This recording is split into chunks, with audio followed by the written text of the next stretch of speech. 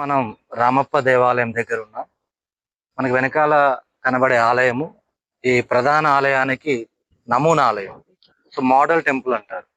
First ఒక ప్రధాన ఆలయం మెయిన్ టెంపుల్ కన్స్ట్రక్షన్ చేసేటప్పుడు ఒక చిన్న ప్రోటోటైప్ లాగా అది బిల్ట్ చేసి తర్వాత ప్రధాన ఆలయాన్ని నిర్మాణం చేశారు.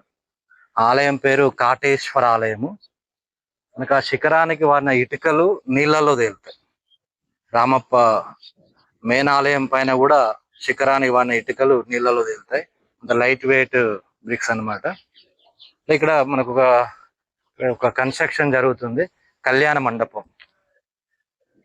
మండపం దాన్ని కామేశ్వర ఆలయం అని కూడా అంటారు.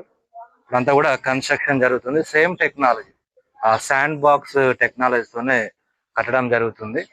ఇంకో ప్రత్యేకత ఇక్కడ డబల్ కలర్ స్టోన్. ఒక స్టోన్ లో రెండు కలర్స్ ఇక్కడ మీరు గమనించండి. ఇక్కడ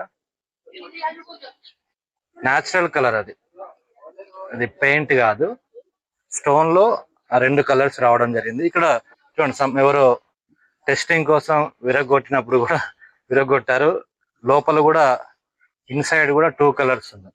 ఇది న్యాచురల్ కలర్, శాండ్ స్టోన్ అంటాము. రామప్పలో 3 రకాల రాళ్ళు వాడారు. ఒకటి రెడ్ శాండ్ స్టోన్, ఒకటి బ్లాక్ బసాల్ట్. మెయిన్ ప్రధాన శిల్పాలకు బ్లాక్ బసాల్ట్ వాడారు.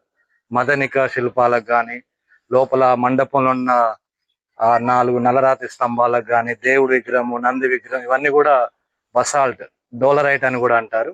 మిగతా పైన బీమ్స్, రూఫ్ బీమ్స్ అంతా కూడా granite. 3 types of stones use చేస్తారు ఇక్కడ.